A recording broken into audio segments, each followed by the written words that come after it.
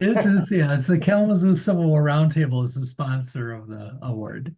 So I will make sure everyone else is muted and let Eric talk about his book. Well, I appreciate it, Jim. And I appreciate, I mean, I can't tell you guys how much it means to me to frankly just have people read the book at all.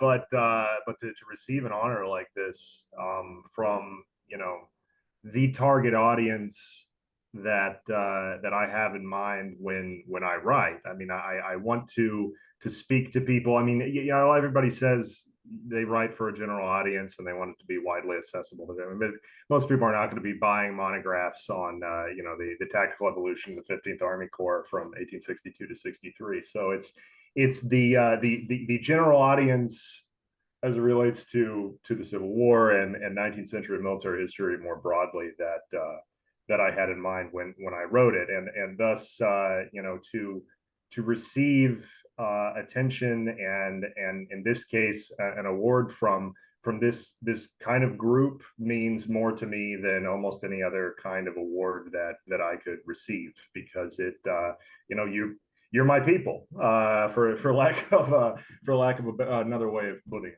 But I will try to be brief. I don't know how many of you have read it or read it closely or want me to belabor the points, but for lack of any other strategy here, I've got some slides that I can bring up, hopefully. I also see on this app that I have an AI companion, so I'm just going to have ChatGPT do the entire talk for me while I sit here, and then we'll do questions. Yes. Excellent. Okay, so as Jim laid out, I've got a military background, and I actually just recently hit the point that I have spent more time with the military as a civilian than I spent in uniform, and actually got out of the Army 14 years ago, which doesn't seem possible, but as it turns out, that's it's taken that long to get a PhD and get my feet under me professionally and whatnot. I never in my wildest dreams believed I was going to be working for the Air Force as an ex-infantryman, but here I am. Yeah, I fell in love with the German, and the Army doesn't have history programs out here like the Air Force does, and so I am daily learning a flood of new acronyms and doctrine and everything else. But working with Viper drivers and having F-16s roll over my head every day and not have to worry about them dropping bombs too close to me is a really cool experience.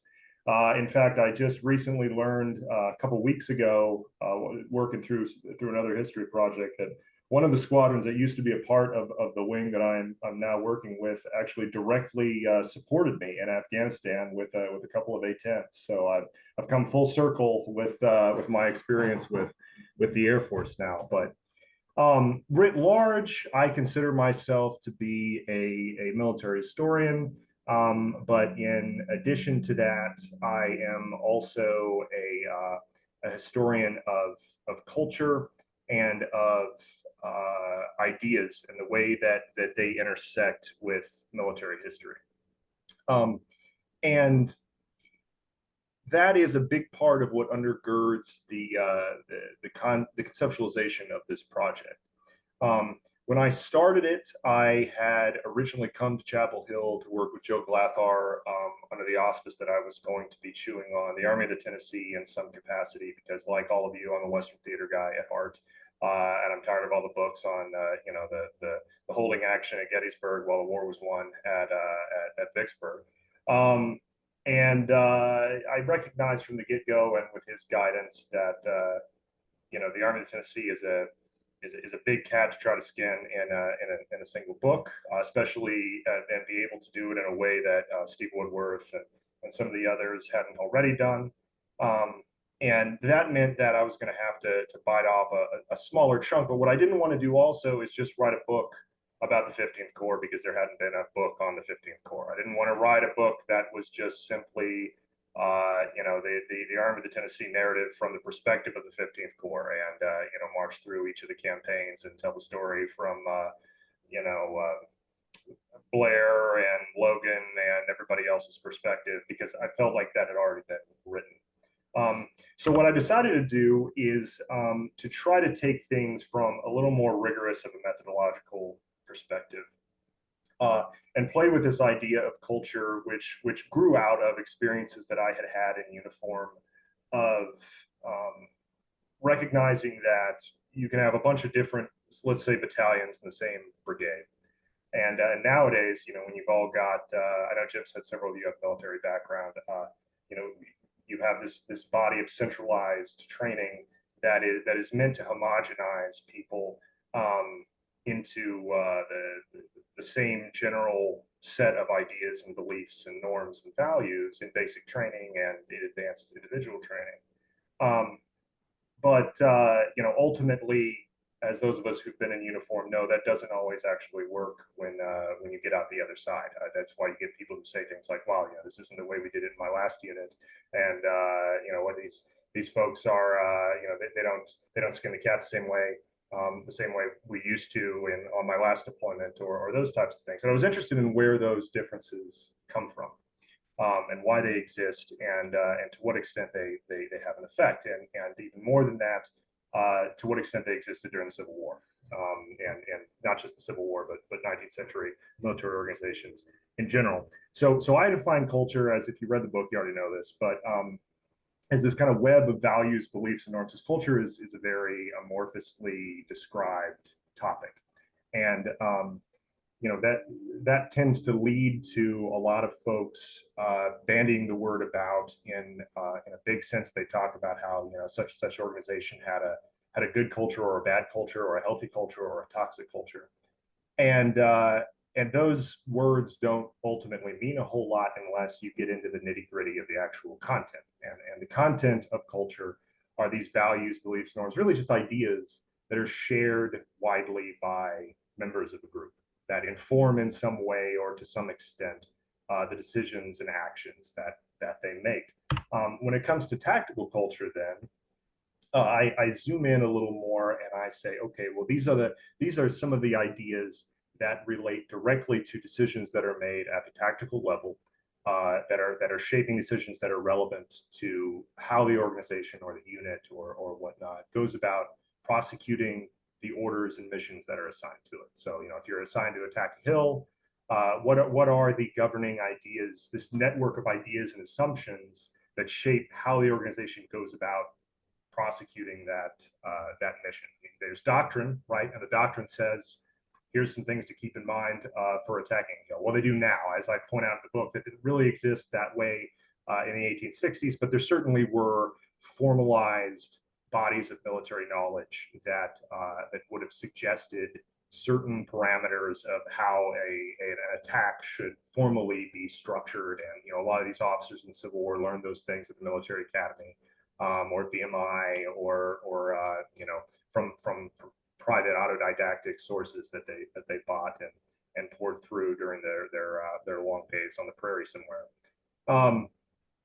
But taking this idea and then applying it to an actual historical circumstance requires you to keep your eye on this cycle that I tried to map out between what I call perception, action, reflection, or meaning making, which is the collective bit, and then it loops back to perception. So what that looks like in practice in the Civil War is this kind of thing. So here you got a brigade running into the Round Fort, or the West Woods, something out in the Eastern Theater that no one can remember what it's called. And you've got these ideas that are percolating in the minds of these men who are making an assault on this red position. One of them's thinking, what kind of problem is this? And other one's, hey, we can do this. I know we can. It's just like last time. And this other guy's thinking something that no one has ever thought, which is, we can trust the generals. They know what they're doing. But all of these types of ideas tend to arise in a body of individuals who are engaged in fighting for their lives or trying to seize a position. Some of them are automatic, some of them are kind of thought out. But ultimately, once it's all said and done and the smoke clears, everybody sits around on, hardtack boxes and empty barrels, or, these days empty MRE cases or whatnot.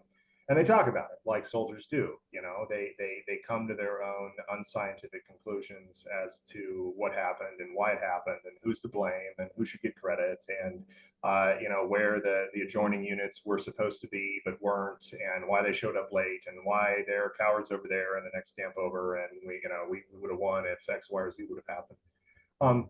And these things are, obviously points of friction and debate, and not usually initially a lot of consensus, but consensus does percolate out of these types of discussions, especially in military units that have these sort of rigid social structures where there's a lot of peer pressure for young men to not buck the norm too much once the norm becomes obvious. Otherwise, you get beat up with soap bars in a sock, and things like that. But it ultimately leads to this calcifying set of ideas and beliefs that ultimately inform the next time this organization or this group goes into battle, or does anything for that matter as a collective group. What ideas ultimately are shared amongst them and then inform what they do. And this, I argue, is even more salient in the Civil War, and most especially in the United States Army in the Civil War, even more so than the Confederate units, because of a couple variables. The most important one is that these units shrink. This is a 3D model that I developed years ago, depicting an actual company. I think it's Company A of the 116th Illinois. This is the exact manpower. The officers are in gold, the NCOs are in light blue, depicting the strength at their rendezvous camp. When they first took the oath in 61, and then this is the same body of men in 63. And the key here is not just that the frontage got smaller. The key is that nearly all of the men in 63 are included in the group in 61. There are a handful, maybe two of those individuals were replacements at some point. They got in when the draft was cold, or they were recruited on veteran volunteer leave when these guys went back and tried to drum up some more faces to fill in the gaps, and you can see how successful that was. But ultimately, what's important is that the experiences, the body of experience, and the ideas, all of them that are included in that top group are also included in that bottom group, which means that there's been 2 years of incredibly powerful traumatic experiences that ultimately led to shaping the constellation of ideas and beliefs that exist in that bottom group. And because there's not a lot of lateral transfer, there's almost no lateral transfer, especially outside of officers. Ideas from Company A are very rarely going to go to Company B. And even if they do, the odds of them leaving the regiment altogether for all sorts of different theoretical reasons are very slim, unless there's crosstalk and shared ideas, as I point out, happens multiple times in the book. So that's the nurture arm of all of it. And then on the nature side, if you will, there is this incipient form of kind of proto doctrine.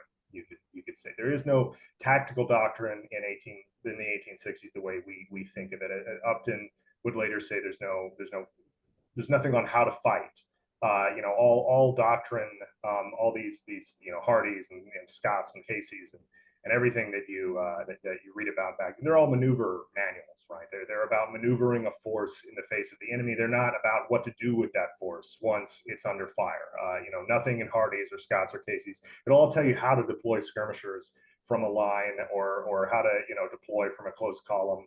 But it's not going to tell you when you should do that or why you should do that even. It's just the choreography of how to go from A to B, so that you can do it without it just becoming some jumbled mess swarm of men who are confused and don't know where to go, which very often under fire, as we all know as Civil War historians, it happens anyway. But in the best of worlds, this offers a methodology by which a group of kids who were just farmhands days ago can kind of look like they know what they're doing under fire. So that allows for a kind of structure that, or a lingua franca, common language that all of these organizations have to one extent or another, right? Because we know that they didn't all drill to the same extent or to the same effectiveness or anything like that. But at least we have a lens on what they're supposed to be doing, according to the book. And it would be rare to find a regiment that, you said, hey, double on the colors and, form a column of companies. And by 1862, everybody just looks at you and says, I have no idea what that is. I've never heard of that in my life. I mean, that did happen in 61. But by the time by the winter of 62, 63, when the 15th Corps is being formed, that's not so much the case any longer. So in terms of what cultural elements I wanted to focus on, because again, just talking about the culture of the 15th Corps doesn't make a whole lot of sense, because, cultures include everything, all the shared ideas and beliefs, everything from, the land that we're standing on is the United States to, honor norms and beliefs about race and gender, and all those things. All of that is encompassed in culture. And it's not that those things don't have some indirect effect on things like if you deploy skirmishers or not, but my argument in the book is that they're fundamentally less important than specific ideas about tactical questions that were shared within the group. So in the 1860s, really throughout the first half of the 19th century, and arguably even into the first half of the First World War, and to some extent even today, infantry warfare is all about balancing what Clausewitz would call the destructive versus the decisive act. So fire, shooting your weapons either in volley or skirmishers or whatever, is thought of as a decisive or shaping action. It is to pummel the enemy with lead until the enemy is sufficiently prepared by that destructive act that a decisive act, meaning with the bayonet, will be successful. And in the minds of the vast majority of military thinkers in this era, with the exception of maybe the British, the success that can be met in an infantry action is exclusively possible through the bayonet. It is exclusively possible through the application of cold steel. Ultimately, it doesn't mean you don't shoot at all, although in sometimes that's the case. But you're not going to win a battle by shooting. It's the balance between fire and maneuver that changes in this period through in different trajectories between different nations, between different armies, between different conflicts, which is more than we have time to get into here today. But there's a constellation of ideas that governs what that balance can be and should be and ought to be, based on all sorts of contextual factors, like what the enemy is doing, what we're trying to do to the enemy, where they're at, where we're at, how tired are we, what kind of, what are the stakes here in this fight, and figuring out how to balance those two things, and the assumption about how they should be balanced normatively is what governs things like we see down here in the lower right about, when do you deploy skirmishers? How many skirmishers do you deploy? When do you deploy them? What is their job? What is their role in relationship to the massed body in the rear? What is the role of the reserve? How many troops do you keep in the reserve? All of those are ideas that in 1863 there is no doctrine that says what you're supposed to do. All of that, as Upton and Sherman later point out after the war, is entirely learned from experience. And because of that, and because there is no centralized lessons learned process in 1863, all of these officers come to different conclusions. They all have different ideas about, how often you use the bayonet, if you prepare the enemy with fire first and then you turn to the bayonet, or how often you use skirmishers and when. All of those questions have different answers depending upon who you ask. So in order to get at this question as it relates to the 15th Corps, and kind of use the 15th Corps as a guinea pig to probe these ideas, there's historiographically there's a methodological problem that I had to solve to figure out how am I going to figure out what the tactical cultural concepts within this Corps were that governed their behavior. Well, first of all, I had to figure out, okay, what did the 15th Corps do?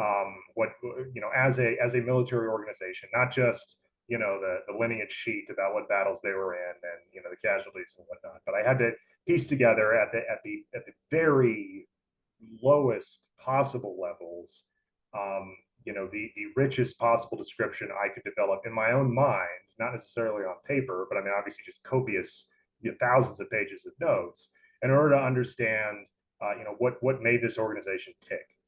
Um, and I used a wide variety of sources. Obviously, the OR. I spent many weeks in the National Archives going through Record Group 393 and 94, where there are many, many. I mean, you look at the OR and you just assume this must be just everything.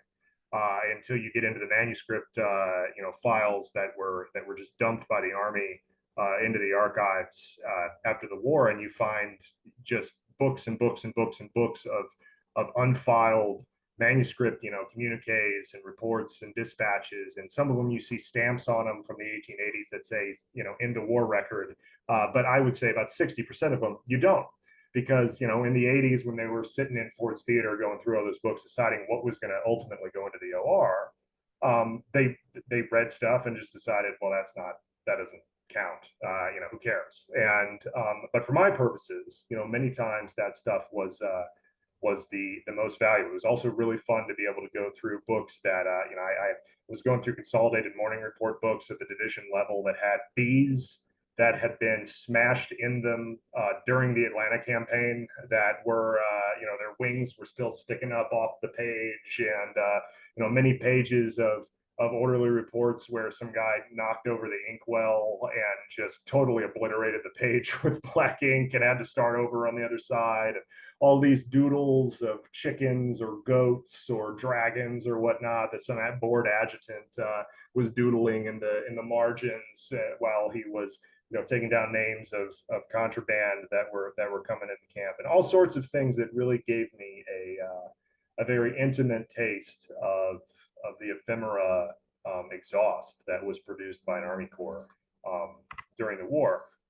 And then from that, once I had developed a kind of robust understanding of what had happened, ultimately I had to then, of course, turn to the ideas themselves, and I had to figure out, okay, what did they think about what happened? Why did they think it happened? And how did those ideas evolve over time? And for that, obviously, letters, diaries, stuff published in newspapers. I tried to avoid as much as possible memoirs and stuff written after the war for all sorts of methodological reasons. Sometimes there's just no other choice. I was surprised how many letter collections and diaries and everything that I dug up that had never been published before. I, as a Civil War guy, I just sort of assumed most of that was heavily trodden ground. But just found a lot of jewels. I tried to high grade statements that extended beyond just the individual writing. So I really valued when guys said things like, well, all the boys say that blah blah blah blah, and I'm in camp, and all the talk around the fires is blah blah blah blah blah, because that's when you're getting a bigger chunk of where these ideas are shared, because ultimately you've got a core of like 20 or 30,000 men. Well, that's on a really good day. I mean, technically, the 15th Corps very rarely reached much beyond 15 or 16,000. But when you only have a couple hundred people, which sounds like a lot, there's no way to randomly select them, because all you have are the diaries and letter collections that have survived for 150 plus years. And that means that necessarily, you're using one individual to speak for way more than they could, from a scientific point of view.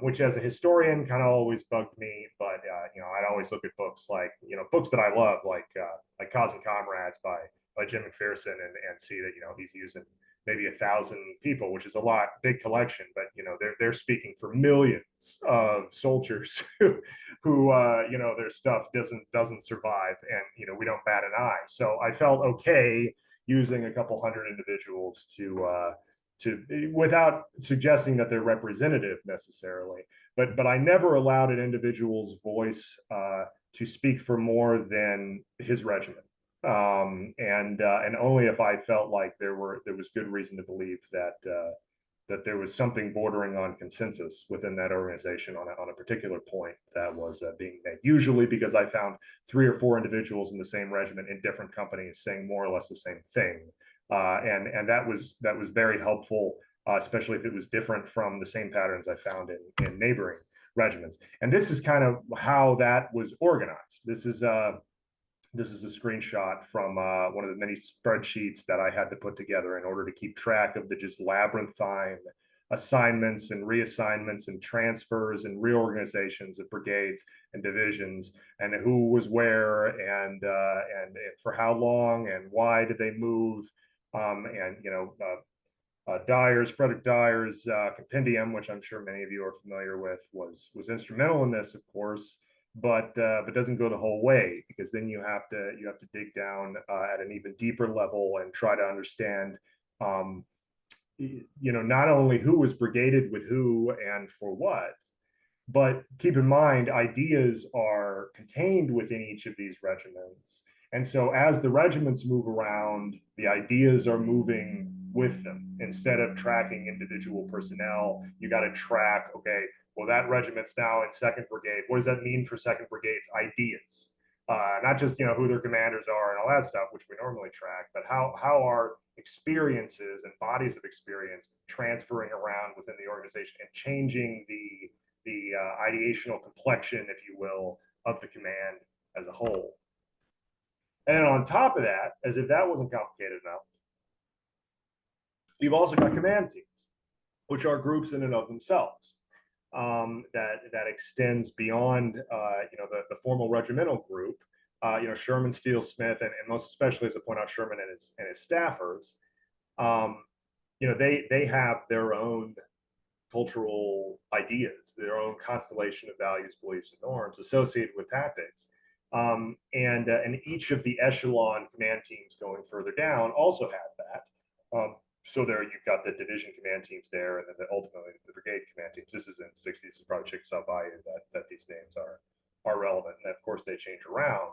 But you got to keep your eye on that ball too, because the ideas that are prominent in 1st Division headquarters are very often not the same ideas that are prominent in 2nd Division headquarters, and are often different from at corps level, so on and so forth. But all of those shape their role in the commands or in the corps' behavior as a whole, because it shapes what orders they push down and how they shape their leadership, so forth. And then you got this guy's personality, which is, there have been many biographers that have worked on the man who have, been probably nearly institutionalized after they came out of it, or if not, probably should have been. I came out of this project with I do feel like I know Bill Sherman way more than I ever wanted to. I've read the entire Brooks Simpson's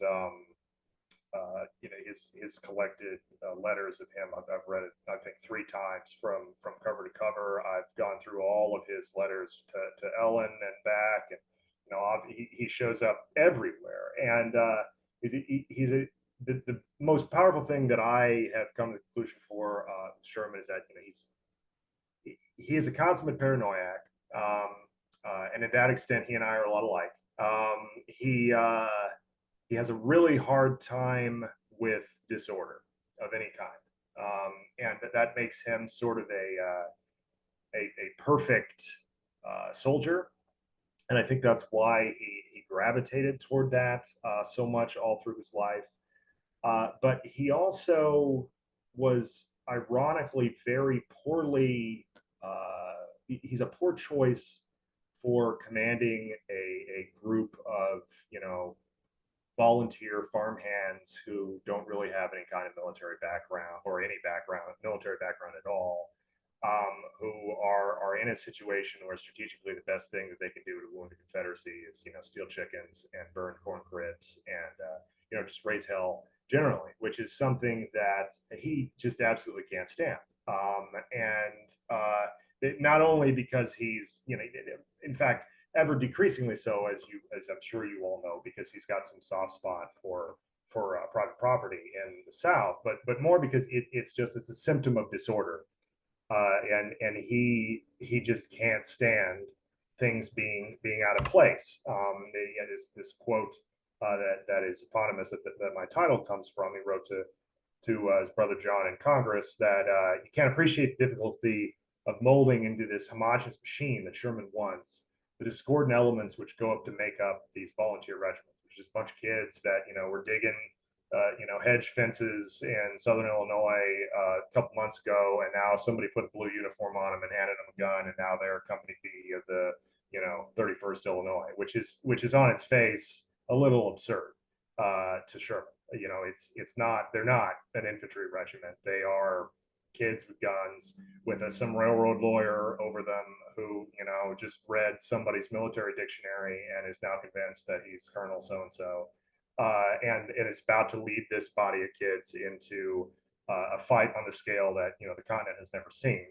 The next day, maybe to terrible ends, and that leads to not just frustration by Sherman and his ilk, but it also sets up a relatively narrow set of parameters within which he has to operate as a commander of a higher organization like a corps. He wants this homogenous machine. He wants to take all these farm boys and turn them into essentially to the point where it doesn't matter if he sends 1st Brigade or 2nd Brigade or 1st Division or 2nd Division or the 30th Ohio or the 37th Ohio to go do X, Y, or Z. He wants it to be interchangeable because it makes it easier, and a corps commander can't be expected to pay attention to all the minor details. Unfortunately, that's not reality, right? That's not people. If they were an actual machine, then you'd have interchangeable parts and it'd be a lot easier to pull that off. But unfortunately, divisions are made up of people, usually young people who are not the most pliant, and that ultimately leads to a disjuncture that I argue is really important. The 15th Corps, as this map suggests, is the raw material of it in December of '62 is pulled from predominantly with an admixture of new regiments that are raised in the 2nd and 3rd calls, from these two streams of experience. So you got Grant's Army of West Tennessee coming down from Donelson through Shiloh and Corinth, and then Curtis, of course, and everybody else who wants to mess with southwestern Missouri or northern Arkansas, coming down through Springfield and Pea Ridge down to Helena. And ultimately, this is culminating in this Mississippi Valley campaign that most of the book focuses on. But what's important here is that both of these streams of experience come with dramatically different ideas about how to fight for boys who had never been in a military experience anymore. I mean, the war in southwestern Missouri and northern Arkansas looks very different in 1862 from what you see at Shiloh. There is no equivalent. I mean, Pea Ridge is not, it's not the same kind of engagement. It's not the same kind of campaigning that you have in Western Tennessee. And because of that, you've got very different ideas. And then many of these ideas are embodied in two of the principal commanders who Sherman handpicks to lead the two kind of nucleus divisions of this corps, Fred Steele and Morgan Smith, who themselves could not be more different personality-wise. I mean, Fred Steele was a consummate professional. He's a West Pointer. He's about as, despite the beard, he's about as tight-laced as they come. And then Morgan Smith, who was, he was a drill master in Kentucky during the Mexican War. He's an ex-enlisted guy like me. He's an infantry NCO, and he was not. He was a riverboat man. He didn't own a boat or anything, but I mean, he was very enmeshed in that culture in Memphis and St. Louis and whatnot, in between Mexican and Civil Wars. And he cussed more than anybody in the Army, and for that reason, a lot of his rough and tough, wharf rats that filled a lot of these regiments that he led loved him more than literally anybody else. Certainly more than Sherman. And Fred Steele was much more a scion of the regular army, and wanted to. He was much more seeking the kind of homogenous machine that Sherman wanted. And for that reason, Sherman had kind of a Fred Steele on his left, the angel and demon part. He had like the Fred Steele on one shoulder and the Morgan Smith on the other. And he couldn't really decide because he really liked Morgan Smith's sort of, fighting them, I don't give a damn, let's just get at them, versus the Frederick Steele, we need order and discipline and, all that. And those personalities, which I think these officers certainly hoped to impart upon their commands, they had an impact, but as I argue, there was much more bottom up going on than anybody at the top would have liked to have seen. Morgan Smith loved this the exploits of the Zouaves, especially in Crimea. This is the 3rd Regiment of Zouaves at the heights of Alma, turning the Russian flank up there.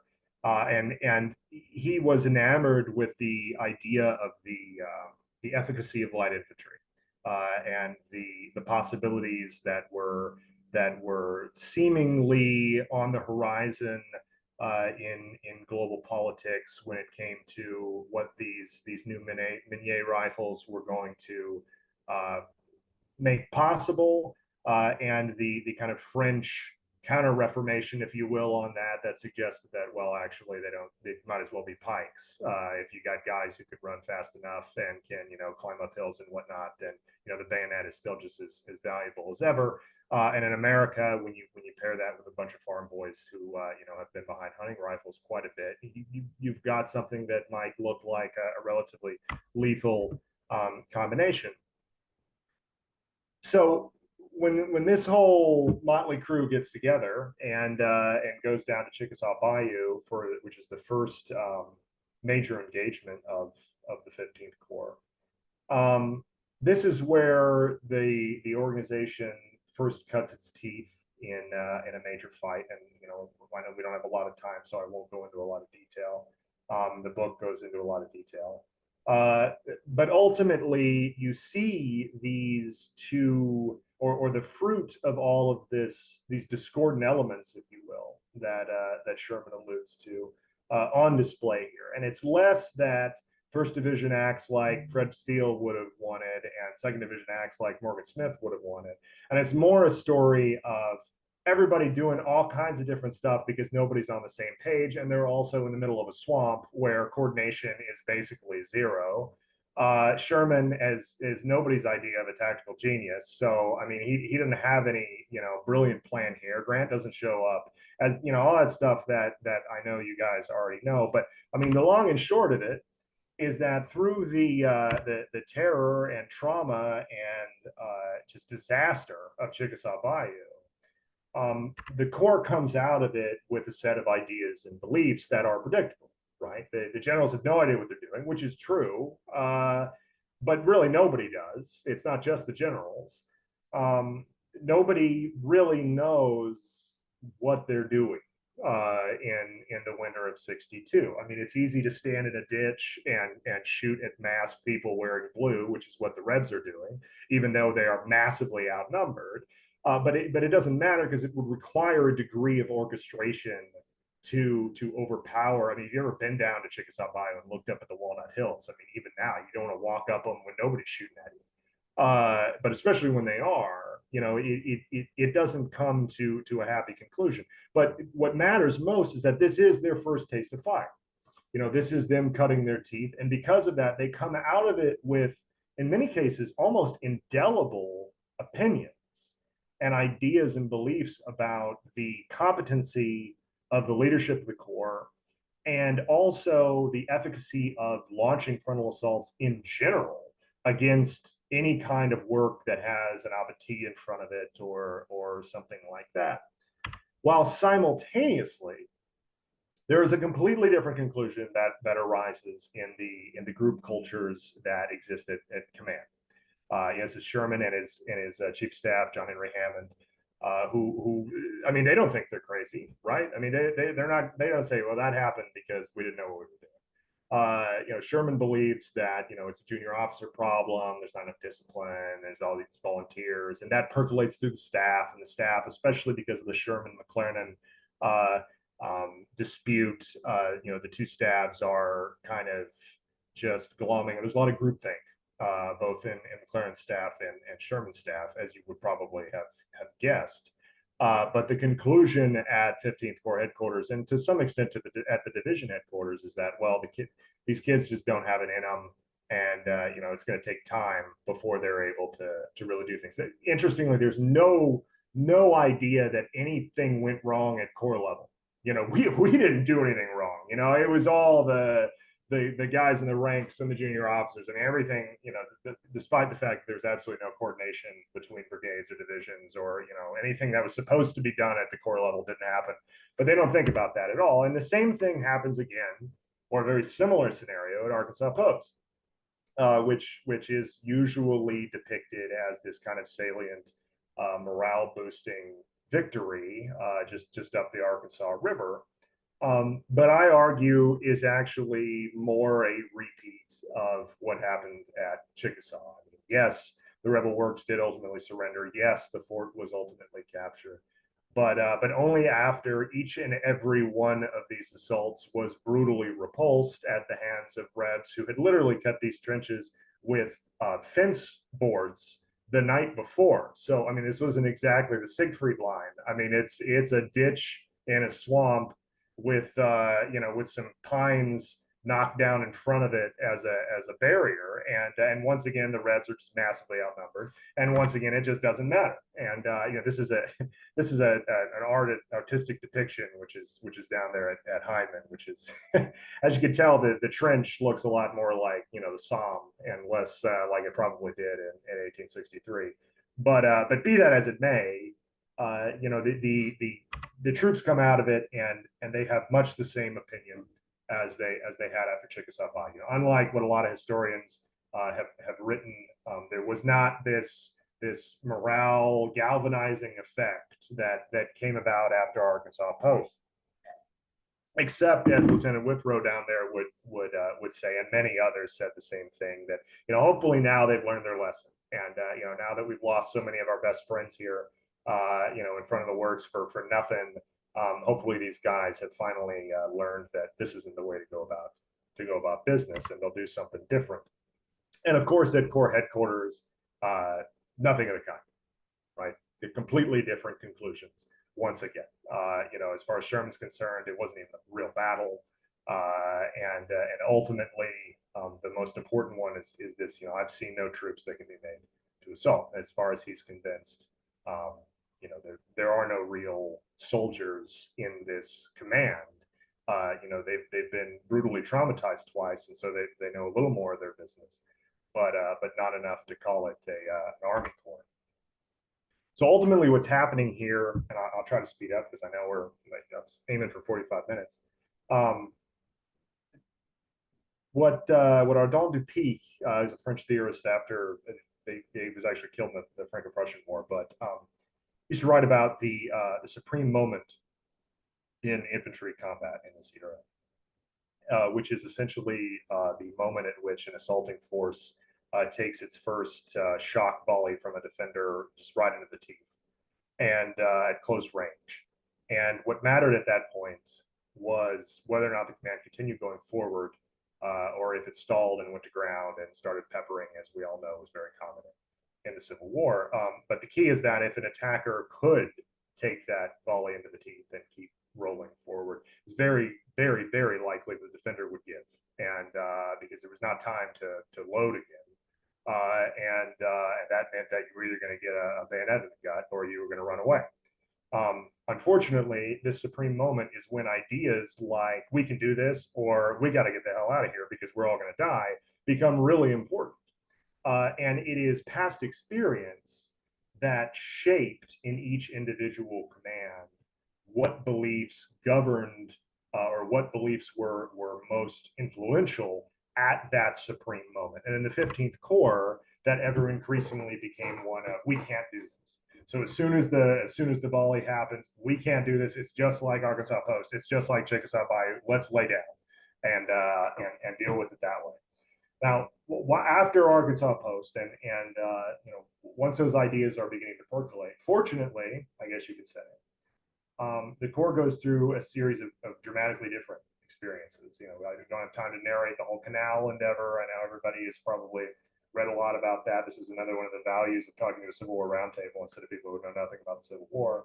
The canal effort, the sitting around at Young's Point and just dying by droves, which shrunk these units even more over the course of the winter and the early spring, and then all of the just ludicrous, Deer Creek Valley forays down Sunflower River and Rolling Fork, and of course Steele's Bayou and Deer Creek, trying to get around Haynes Bluffs and Drumgold's Bluff in order to flank Vicksburg. But the process of being involved in these operations, the 15th Corps was usually, most of the divisions, especially Second Division, got cut up and put on Porter's transports, or were marching down Deer Creek on both sides of it while Porter's boats rolled up. And this is Deer Creek actually, so you can see how much fun that was. But the endeavors to get at this this breadbasket of the Confederacy in this region led to a very different collection of experiences that led to a very different set of beliefs that were still related to how these guys thought about what it meant to be a soldier, what it meant to prosecute the rebellion, and what it meant ultimately to get at the Confederacy. Because this worked, right? Freeing people from slavery, burning corn cribs, stealing chickens, eating chickens, burning up corn and things that were stamped CS on them. All of that seemed to really anger these folks who had rebel flags outside their plantations before you march by, and now they're weeping in their front yards or screaming at you and throwing rocks and whatnot. That's felt way more successful than running up against breastworks and losing all your best friends in front of your eyes. And that led to a mutual, for the first time, both in Corps Command and at the regimental level, a set of beliefs that, hey, maybe there's some there here. Maybe this is a kind of alternate method by which we can both survive, eat a lot of really good food, and also be moderately successful at a strategic level in terms of actually benefiting the war effort. So of course we get into the Vicksburg campaign, and the first and second Vicksburg assaults, which I have absolutely no doubt you all know exactly how those go. And of course they reify the set of beliefs that not only is this not the way to do business, but we were wrong about Sherman and Steele and Smith, and they haven't actually learned the lessons that we thought they had. Well, Smith's wounded at Chickasaw, so actually Blair. They haven't actually learned the things that we were convinced maybe they had after Arkansas Post. And instead, they're a bunch of bloodhounds and madmen, and they can't be trusted. And how could they do this to us after we were so successful, maneuvering around the back door of this thing? And then they're just all going to throw it to naught. And again, they're not wrong, right? I mean, Grant and Sherman both are these master operational artists who then get an army in a position that no one thought was possible in the time and manner in which it was moved, and then once it's there, just have absolutely no idea what to do, right? And that comes about later in the war. It's kind of a trademark of the two, and I got a lot of respect for both of those officers, but they can't be credited with being just tactical geniuses, and the men understood that. Well, Vicksburg ultimately, as you know, devolves into this siege that leads to a great deal of opportunity for learning tactical lessons about how to employ aimed marksmanship and siegecraft, of course, but really how to lean a little more on the firepower capabilities of these modern weapon systems that they had. But keep in mind, most people in the 1860s and most armies, if you weren't a British soldier, were not. The United States Army did not have the money to be funding large-scale marksmanship training. It just didn't. These are very the parabolic arc of a rifled musket of a Minier ball means that if you don't have a lot of time behind the stock, then you're going to be throwing away most of your ammo. It's very similar, I tell people, to arming an entire army with sniper rifles. I mean, yeah, I mean, if something's up in your teeth 100 yards away, it doesn't really matter if you look down a scope or not.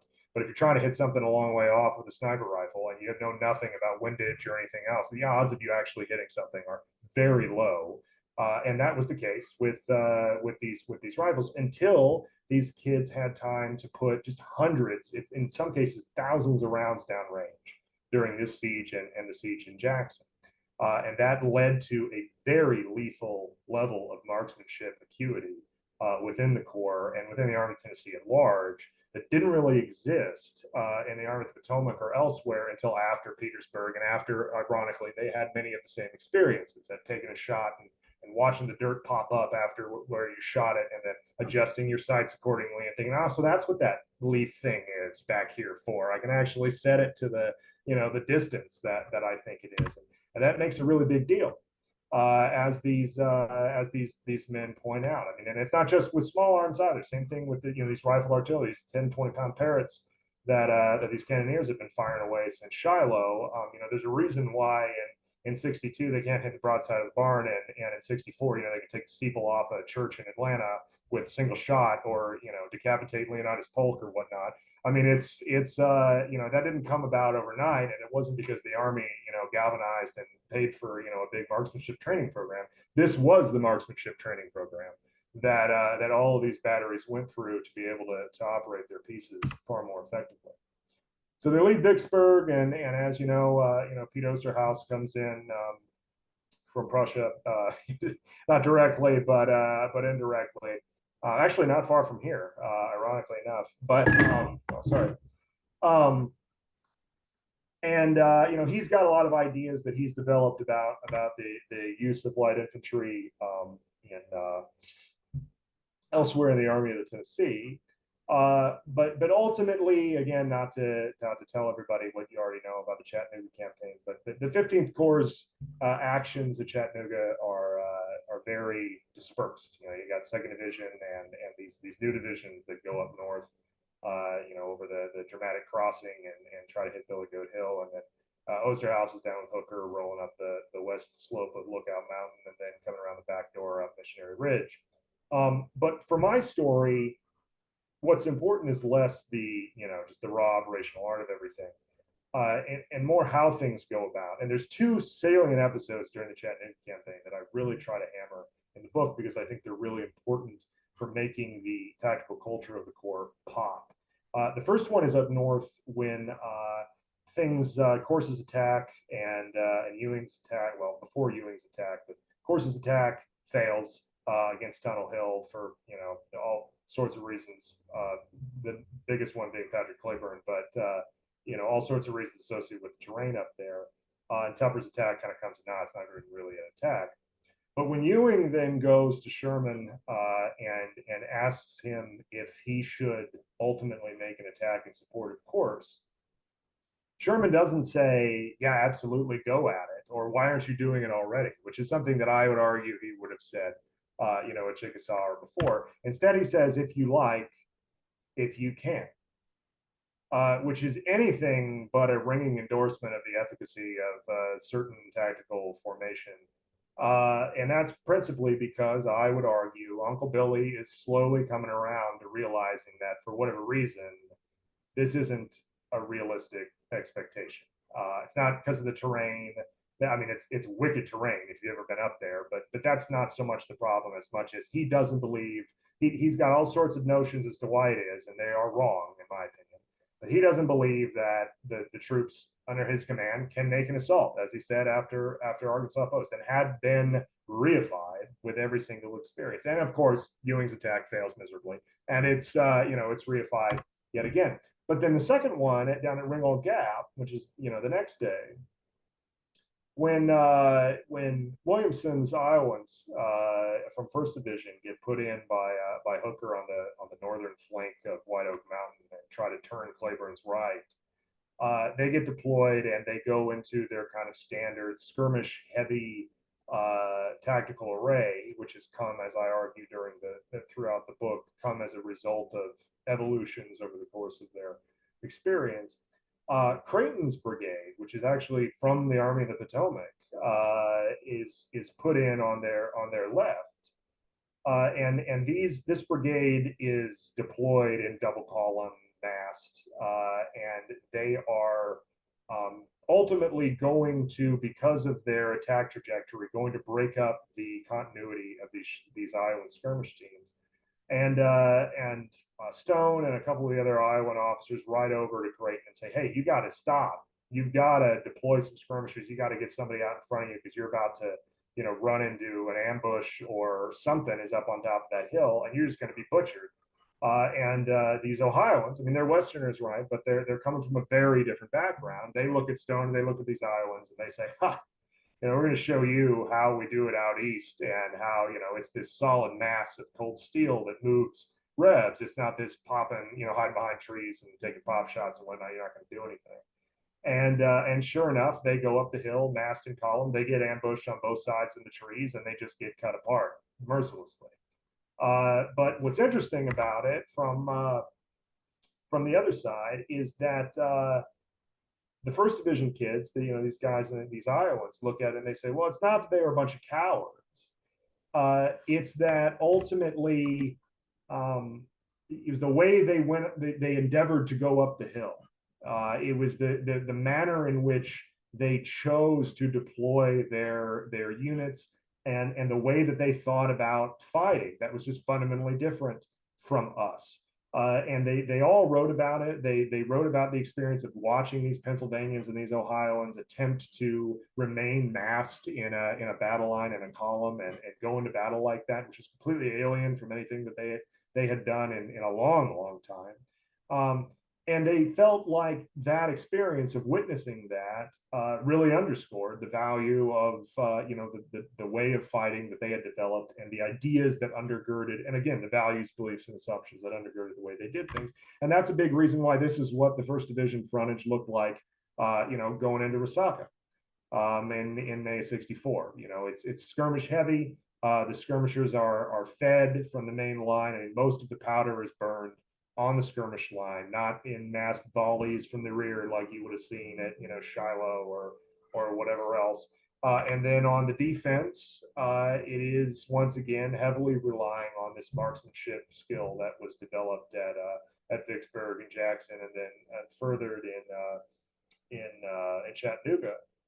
And that's a big reason why things like Ezra Church and Jonesboro and some of these other just gratuitous musketry affairs that lead to such grievous rebel loss are enabled because these kids have spent so much time behind their rifles, and because the evolving set of tactical beliefs and cultural norms have led them to being very dangerous to the enemy in the right circumstances. And then, of course, this Kennesaw Mountain suggests still not dangerous at all to the enemy when asked to do something that still runs completely in contradistinction to the things that they have developed in their minds. So, lastly, what I'll say is, some of the importance of this story doesn't actually percolate until many decades after the war, when Arthur Wagner writes Organization and Tactics, and he actually uses Morgan Smith's Second Division during the war as a supreme example of the Civil War being evidence of the tactics of the modern day, as he puts it, being on display already in 1862, and this kind of skirmish heavy, as you see here in some of these diagrams from the 91 drill regulations of feeding the skirmish line being the way of the future.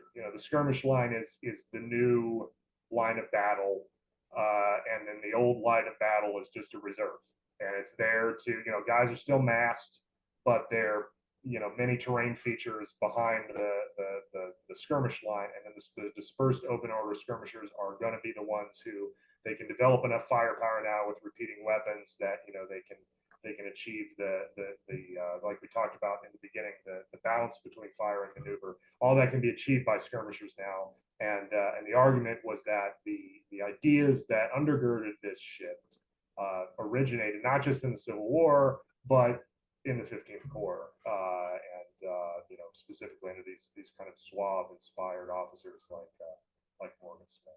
So that's what I have to say. This is an old slideshow, as you can tell. It is out and has been out for several years. And once again, I mean, I'll open up for questions if we have any time. I hope we do. But I just really want to reiterate my thanks and just how honored I am to be acknowledged by your group. And yeah, it means the world. So thank you. Uh, Thank you. That was great. I was going to open it up to questions if there's anyone that has anything. Um, I'll unmute everyone here.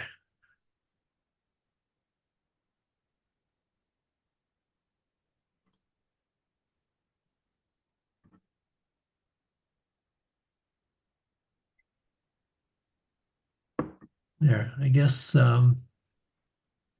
looks like Okay, so I'm unmuted. So yeah, okay. Eric, I've always thought that, the tactics of the Civil War really changed from the Napoleonic Mexican-American War of a massed bayonet charge to let's get as many rifles up to the front as we can Right. and pin the enemy down. And I hadn't really thought that would have percolated up from the ranks rather than I thought it just took 2 or 3 years for the general officers to catch on. But Sure. I was well aware that there was no marksmanship training. It was you were taught how to load and fire a rifle, but you weren't taught how to aim. Right, exactly. Or judge distance, which is really the most imperative aspect. I mean, one thing a lot of people don't recognize is that the British Army at the same time, I mean, in the 50s and 60s, was pushing men from the line through the musketry school at Hythe in Britain. With these are just regular army soldiers like anybody else, but they are going through a very rigorous systematic instruction in how to judge distance and how to know, even on a moving target, and to know how many yards exactly that is, and how to, the marksmanship fundamentals and breathing and, windage and all of those types of things, because the British Army recognized that, well, if we can build an infantry that can essentially snipe at, an enemy artillery battery from 800 yards away with some kind of effectiveness, we almost don't even need artillery anymore if we can lean on these things. But if you don't have any of that training and you don't have the money for bullets for that training, then yeah, it's essentially just a bunch of shotguns and glorified pikes, which is ultimately what it turns into, until, as you just pointed out, there's an effort or an ability to kind of learn what is actually in your hands already. I have a Yeah. couple of questions, Eric. Yeah. First, did Sherman ever really realize or adopt these ideas? Or I remember, seems like he's complained during the Atlanta campaign that a freshly plowed furrow would stop his army Right. from advancing. Right. No, he did not. He, what I argue is that, the disjuncture that existed between him and the Corps always existed. And he came to a begrudging acceptance, if you can call it that, that for one reason or another, they would not be successful in frontal assaults. And thus, everyone always then says, well, how do you explain Kennesaw? How do you explain Fort McAllister? And my argument to that, or my counter argument to that, is that ultimately, and at Kennesaw, he didn't feel like he had any options. He had to get back to the railroad somehow, and he thought that maybe things were they looked better if you took a vantage point closer to the Pigeon Hill than they actually did. And he made the mistake for really the first and last time. McAllister was just complete. I mean, that was just a chicken shoot basically. But the reasons, though, why he thought they were incapable of doing it were, in my opinion, dramatically off base. He always thought it was a discipline problem. It was, the junior officers, they were just kids and with guns, and yeah, they had learned to shoot a lot, and it wasn't that they were cowards, but they just didn't have the kind of collective organization that was required to drive a bayonet attack home. What he never did was make any kind of substantive examination of the just massive coordination problems that existed at the brigade and division levels. And almost every one of these attacks ultimately foundered on brigades or chunks of brigades arriving on a target at completely different times, just piecemeal. And they were all repulsed piecemeal. And most of that, although a lot of that was due to terrain, much of it was due to the fact that there were never any control mechanisms established in the Corps for even stepping off together. Now, famously at Arkansas Post, I mentioned briefly in the text that Second Division didn't even launch its attack at the same time the First Division launched it, because Sherman's instructions had been, when you hear the batteries redouble their fire with 3 close volleys, that will be your signal to attack. But the problem was Porter's boats were firing at the same time, and Stewart couldn't make out what which guns were firing when, and there's so much smoke, of course, that someone should have been there to ensure that those two things happen without a hitch. But in the aftermath, no one says that. No one says, maybe we need to do something like at our echelon to fix the problems of massive coordination failures. And because of that, that issue never gets resolved.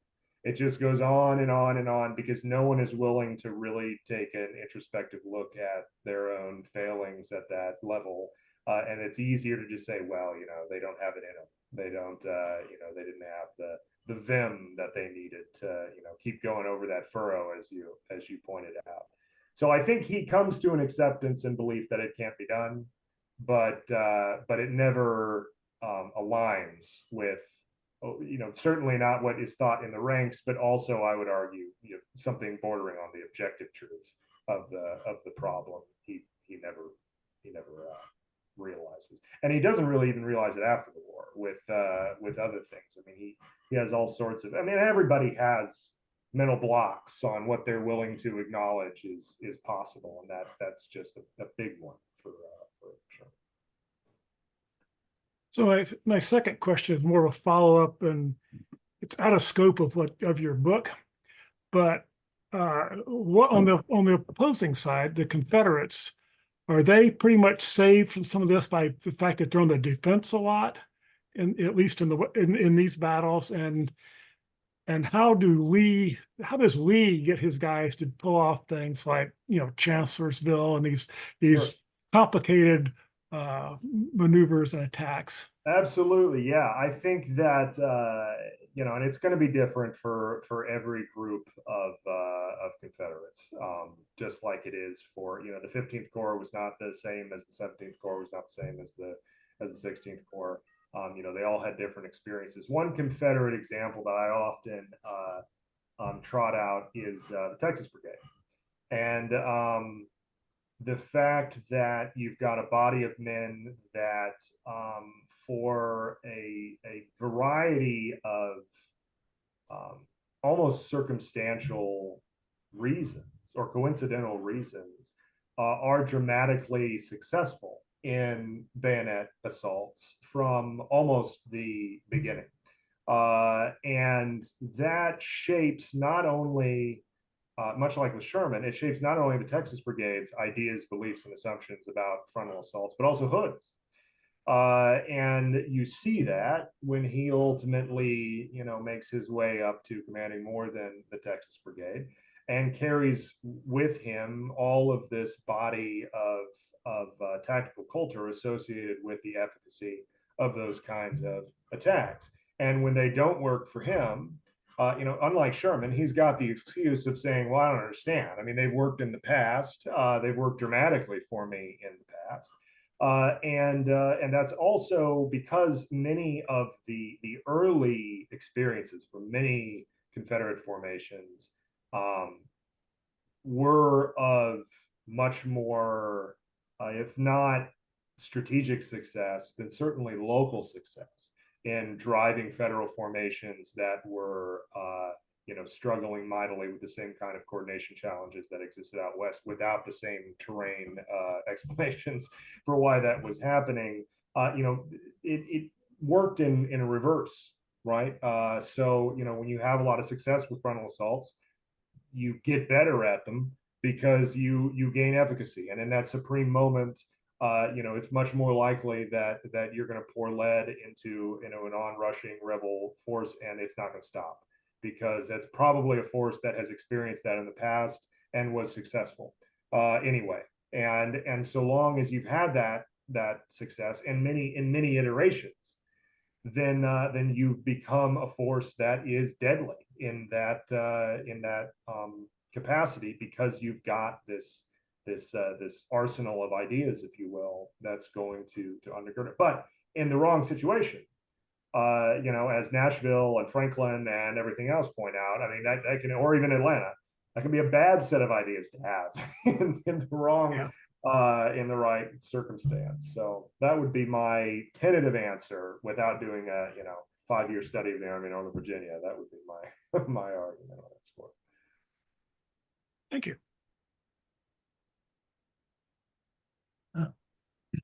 Eric, I'd received a text request or a question, and it reads, there are very few clear fields in the west and some very large hills or mountains. However, in the east, there are a lot more cleared fields. Do you think the terrain or experience had a bigger impact on the tactics? Yeah, I mean, the two are wedded, right? So the experience of the terrain was key. And the way that, these experiences of failure or of success, because failure or success was so deeply tied to the terrain, it's an indirect causal factor there. And, I in the conclusion, I point out, in the 1870 census, the agricultural census, they actually tabulated the Department of Agriculture tabulated what percentage of acreage in each county in America was still unimproved, which meant it was still covered in old growth woodland and wasn't farms. And Mississippi, the state of Mississippi in 1870 was still something like 80% unimproved woodland. 6 years or 5 years after the war, and 7 years after the Mississippi Valley campaign, versus southern Pennsylvania and much of Maryland, you're talking maybe 30%. And as Earl Hess would say, it's not like they don't have forests in the East. It's not like they don't have woods in Europe. I'm looking at one right now in Europe. But ultimately, the operations that unfolded, with the exception of the obvious exception of things like Chancellorsville, the wilderness, and whatnot, tended to happen for all sorts of operational and strategic reasons in open areas than they did in the West. It's not because there aren't open fields in the West and woods in the East. It's that the specific engagements that occurred happened to occur in woodland in the West and in open areas in the East. And that's why, I actually take issue with Earl's assertion that Sherman's comment in his memoirs that, he had never seen, open fight battles except for maybe Bull Run.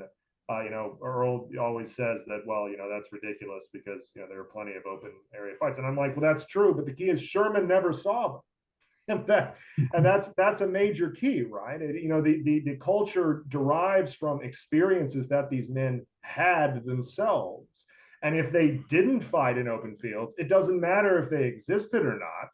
They hadn't experienced the battle in a big open area, and thus it didn't matter for the formation of their tactical library of past experiences.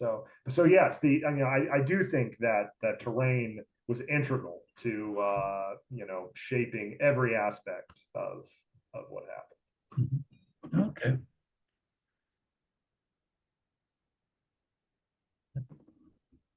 Well, I think think that's pretty much all the questions. I have one quick question. Sure, Al. Behind you, Eric, who is the bust next to the clock on the bookshelf? Yeah. That is Charles Sumner. Okay. Yeah, that is it's actually a memorial bust that they made a bunch from out of oh God, what's the name of the plaster? It was created the year that he died, back in the 70s. And ironically, I bought that in an antique store in North Carolina. Then it was labeled bust, comma, gentleman. And I was thinking that's got to be the only time that Charles Sumner has ever been called that in North Carolina. And then even better, at some point in time, it fell off a shelf, and his head has a crack down the top of it, which is doubly ironic. Yeah, but yeah, that's Charles Sumner.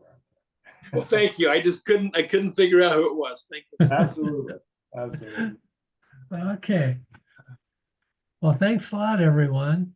And congratulations again to Eric for his award. Thanks so much. That really means the world to me. I really appreciate it. One last question. Oh, sure. So what are you working on now? There are a number of things in the works. I am, being that I am in Germany now, a lot of my attention has shifted to the German Confederation, the armies of the German Confederation, you might say, in this period.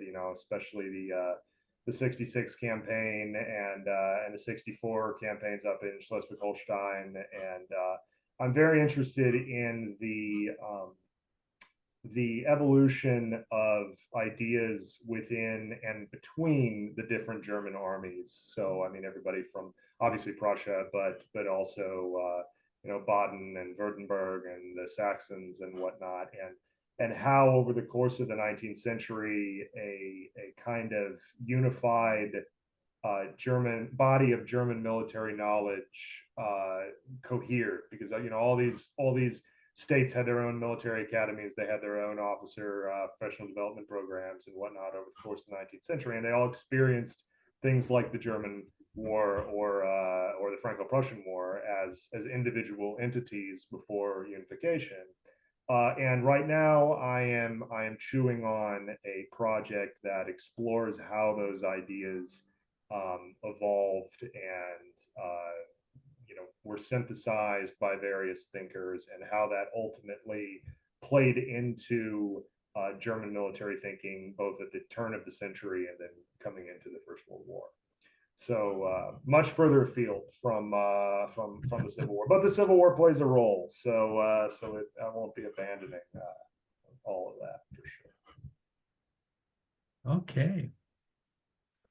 I had one more question.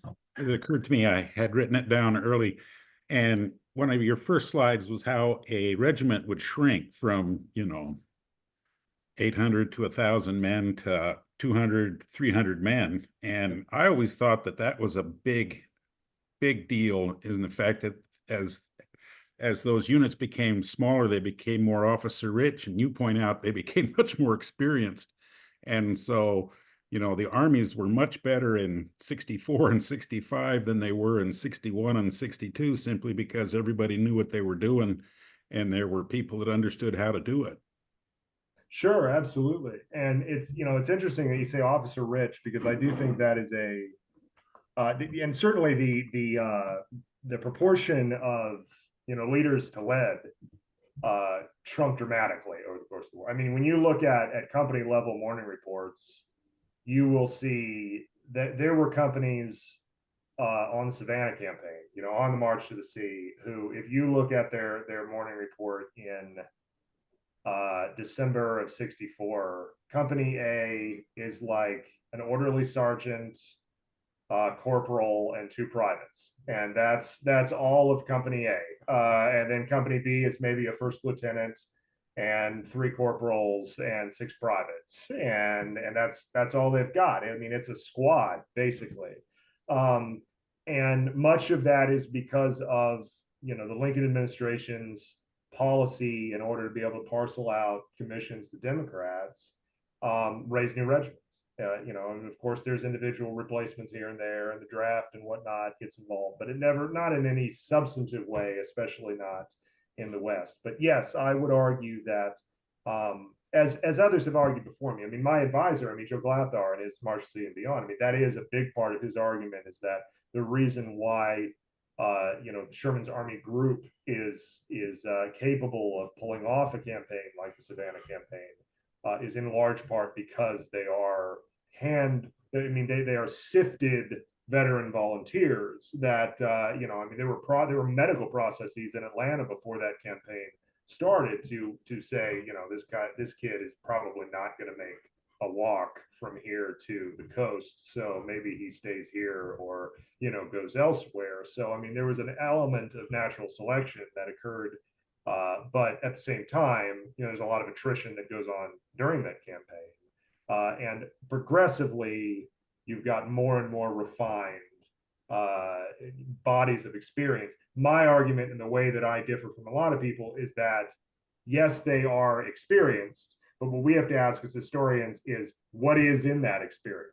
Like, what, you can have, somebody who has done a job for 20 years and they are experienced, but they also have a specific body of experience that might be completely irrelevant if you tweak the context of the job just a little bit, and they're a teacher and you put them in a different school, or they're an engineer and you put them in it's just a slightly different paradigm, then all of that experience is far less relevant. And so you got to get down into the weeds of the content in order to be able to say a whole lot about it. All right. Well, thank you very much for the talk. Thank you. I really appreciate it. Okay, I really enjoyed it. Yeah. Okay, well, I'm gonna go ahead and close the meeting then. And thanks everyone for attending. And thanks again, Eric, and congratulations again. Thanks so much. Take care, everybody. Yep, bye now.